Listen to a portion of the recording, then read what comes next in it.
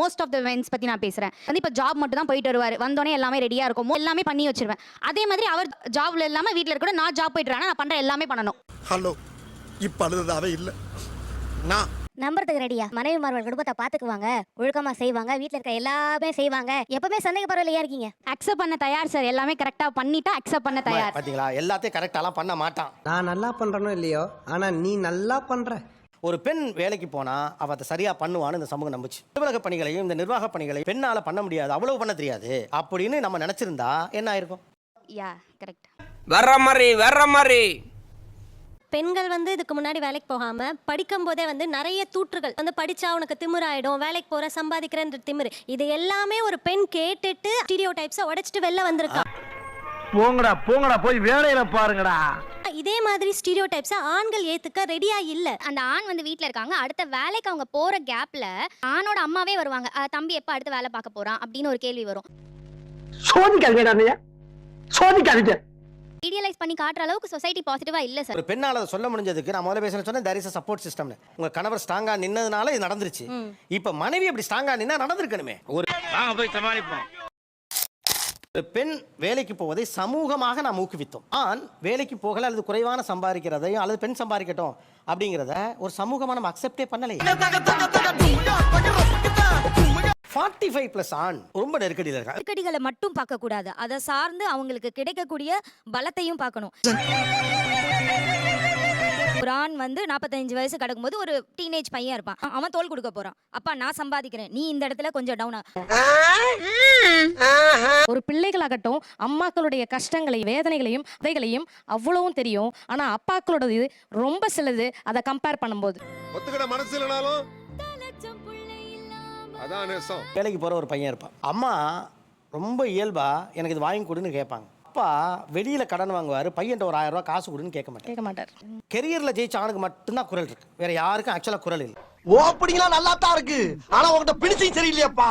ஆண்களுக்கு மட்டும் குற்ற உணர்வு இல்லை சார், பெண்களும் எவ்வளோ பண்ணாலும் நீ சரியா பண்ணல, நீ ஒரு ஃபேண்டசி வேர்ல்டுல தான் இருக்க, நான் ஒரு சரியான தாயா இல்ல, நான் ஒரு சரியான மனைவியா இல்ல, நான் எவ்வளோ ட்ரை பண்ணாலும் அவங்க இன்னுமே வந்து என்ன ஒரு கில்ட்ல தான் வச்சிருக்காங்க. அதெல்லாம் ஒரு தொழில் ரகசியம் ஐயாச்சாமி. அந்த கில்ட் வந்து பொண்ணுங்களுக்கு இருக்கு அப்படிங்கிறது உண்மைதான் சார். இப்போ நான் ஈஸியா ஆனா சொல்றேன், நான் ஒர்க் ஃப்ரம் ஹோம் தான் பண்றேன், அவங்க வந்து வெளியே போயிட்டு வராங்க. இன்னைக்கு மீட்டிங்கே ரொம்ப நேரம் ஆயிடுச்சுப்பா, நான் என்னால் முடியல, வெளியே சாப்பிட்டு வந்துருங்க, நான் ஏதாவது பாத்துக்கிறேன்.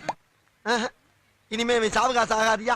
இன்னைக்கு ஒரு நேரத்தை ஒதுக்கி வம்பு சண்டை இழுத்து அப்படியே கட்டி பண்ணி உண்டு அப்படியே கட் பண்ணிக்கிற வேண்டியதான். இதே அவங்க சொல்றாங்கன்னு வச்சுக்கோங்க, இல்ல இன்னைக்கு என்னால முடியல, வீடு கிளீன் பண்ண முடியல, இன்னைக்கு சண்டே என்னால முடியலன்னு சொன்னாலும் நீங்க செய்ய மாட்டீங்க, நானே எவ்வளவு பாக்குறது, நீங்க வெளியே போனாலும் நான் வீட்டுல எல்லாமே நான் பாக்குறேன், இந்த ஒரு ஹெல்ப் பண்ண மாட்டீங்களா?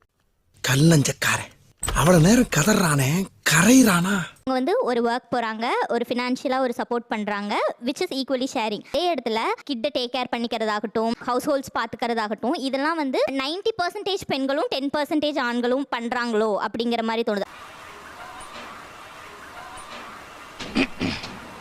ஆண் ரொம்ப கஷ்டப்படுறாருங்கிறதே ஒரு மாய மாதிரி கிரியேட் பண்ணிட்டான். ஃபினான்ஷியல் வைஸ் ஹெல்ப் பண்ணுறோம், ரெஸ்பான்சிபிலிட்டி ஹோல்ட் பண்ணுறதா இருக்கட்டும், ஓனர்ஷிப்பாக இருக்கட்டும், அவங்களோட பங்களிப்புன்னு பார்த்தீங்கன்னா ரொம்ப ரொம்ப ரொம்ப கம்மி.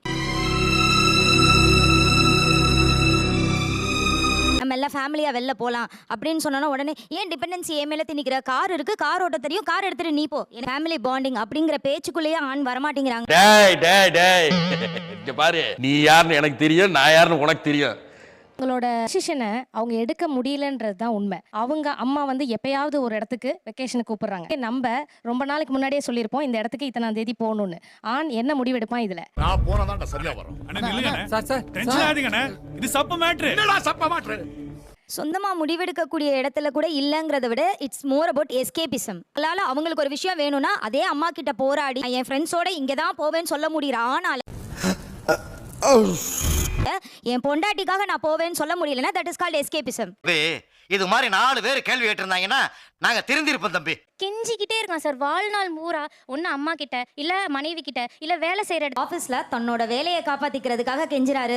வேலையை காப்பாத்தலாமா, குடும்பத்தை காப்பா. என்கிட்ட ஈரம் இருக்கு, வீரம் இருக்கு, எங்க கண்ணு முன்னால நடக்கிற அக்கிரமத்தை தடுக்காம இருக்க மாட்டான். தப்பு என் மேல, என்னால வந்து பொறுப்பெடுத்துக்க முடிஞ்சதுன்னா நான் வந்து அங்க சாரி தான் சார் கேட்கணும் சார் அப்படி மட்டும்தான் சாரி கேட்கணும்னு இல்ல சார், நம்ம மேல தவறுகள் இல்லாம அந்த உறவுகள் நீடிக்கணுங்கிறதுக்காகவும் உட்கார்ந்துட்டு திமிரா உட்கார்ந்துட்டு பேசிட்டு கூடாது.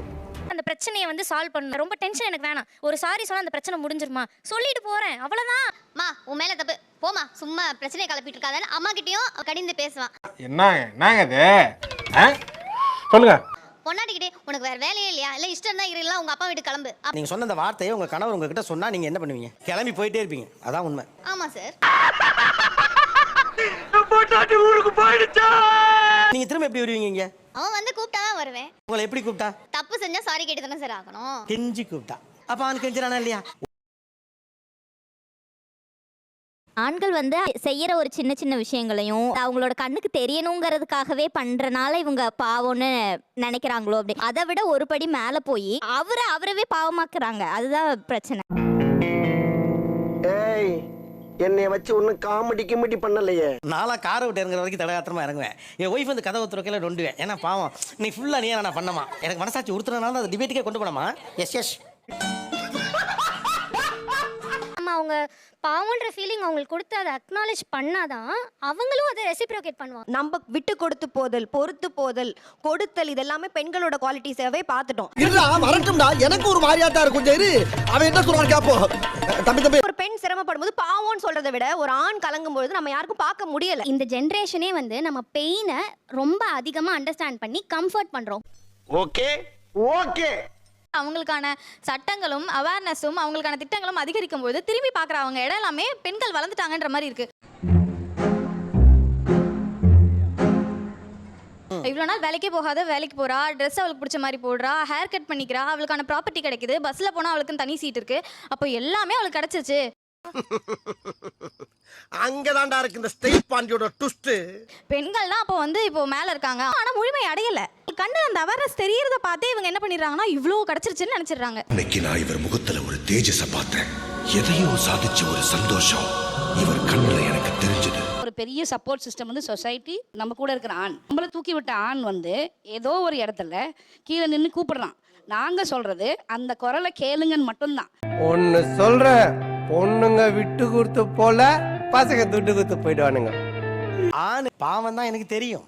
தெரிஞ்சும் கூட நான் உனக்கு ப்ரெஷர் கொடுக்கத்தான் செய்கிறேன். நான் வந்து டாட்ஸ் லிட்டில் பிரின்சஸ், ஸோ எனக்கு பிரின்சஸ் ட்ரீட்மெண்ட் பண்ணு அப்படின்னு சொல்லி நானே டார்ச்சர் கொடுத்தது உண்டு.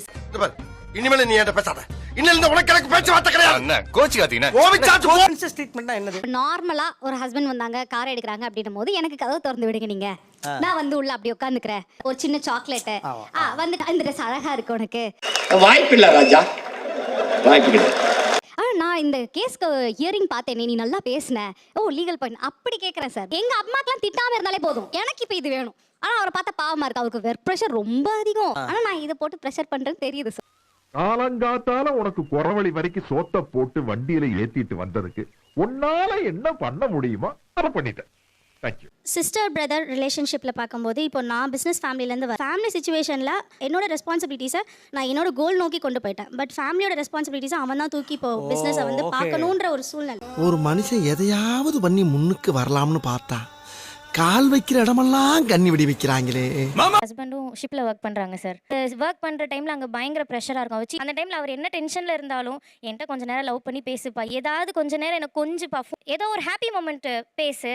நாராயணா, இந்த கொசு தொல்லை தாங்க முடியலடா, எங்க போனாலும் பின்தொடர்ந்தே வருது. ஃபுல் ஷெட்யூல் போட்டு வச்சுருவேன் சார். ஏன்னா அவர் என் கூட இருக்கிறது அந்த 3 months தான். அந்த டைமில் அவர் ரிலாக்ஸாக இருக்காரா என்னெல்லாம் நான் பார்க்கறதுக்கு. ஏன்னா மூக்கு புடப்பா இருந்தா சில நேரத்துல இப்படி எல்லாம் யோசிக்க தோணும். இந்த மாசம் இந்த கோயிலுக்கு போறோம், இங்க போறோம், அங்க போறோம், அங்க போறோம் அப்படின்னு பேசாம நம்ம கடல்ல இருந்திருக்கலாம்னு நினைக்கக்கூடிய அளவுக்கு ஏன்டா கரைக்கு வந்தவங்கிற லெவலுக்கு ஒரு லிஸ்ட் இருக்கும். கண்டிப்பா. டேய், இவன் வேற என்னை ரொம்ப டார்ச்சர் பண்றான்டா. ஒரு ஒன்றும் பாவம்லாம் கிடையாது, ஆனாலும் இந்த ப்ரிவிலேஜ் நான் கொடுக்க தான் செய்கிறேன். நைட்டு லேட்டாக வருவாங்க, 11 மணி அது மாதிரி வருவாங்க. காலையில் பையனை வந்து 7 மணிக்கு ஸ்கூலுக்கு அழைச்சிட்டு போகணும். உங்களை எழுப்பலாம் அப்படின்னு பார்த்தா பாவம் லேட்டாக வராங்க. ரொம்ப ரொம்ப கஷ்டம் ப்ரோ. சரி, சனி ஞாயிறில் அவங்களுக்கு மேக்ஸிமம் கால்ஸ் இருக்கும். ஸோ நான் அப்போ வந்து நான் குழந்தைங்களை மேனேஜ் பண்ணிக்குவேன். ஏன்னா பாவம் ஸ்ட்ரெஸ்ஸாக இருக்காங்க அப்படி. ஃபினான்ஷியல் பேர்டன் அவங்க எடுத்துருக்காங்க, ஸோ எமோஷனல் பேர்டன் நம்ம எடுத்துப்போம் அப்படிங்கிற ஒரு தாட் தான் எனக்கு வந்து. அடேங்க அப்பா. வந்து நியூக்ளியர் ஃபேமிலிஸில் ஓகே சார். ஆனால் ஜாயின்ட் ஃபேமிலிஸ்லலாம் பார்த்தீங்கன்னா வந்து இந்த காலகட்டத்துக்கு ஏற்ற மாதிரி நான் ஒரு ஆணை மாற்ற முடியாது. ஸ்டேட்மெண்ட்லாம் அங்கே வந்து என்னால் ஒரு ஆண் கிட்ட இருந்து வாங்க முடியாது. நாம் யாருக்கு என்ன தீங்கு செய்தோம், நமக்கு மட்டும் ஏன் இப்படி எல்லாம் நடக்கிறது? நிறைய சண்டைகள் வரும். எல்லா இடத்துலையும் எனக்கு சப்போர்ட் பண்ணணும்னு நினைப்பேன், ஆனால் பண்ண மாட்டாங்க. ஆனால் அவங்கள விட்டுட்டோம் நான் போக மாட்டேன் சார். ஏன்னா கடைசியில் ஷோ எப்படி மாறிடுச்சுன்னா இந்த பக்கம் என்ன சொல்கிறாங்க, பாவம் ஆனால் டார்ச்சர் பண்ணுவேன். அவன் பாவம் இல்ல, ஆனா அவனுக்கு எல்லாம் பண்ணுவேன். என்னை பார்த்தா எப்படி தெரியுது உங்க 2 பேருக்கும்?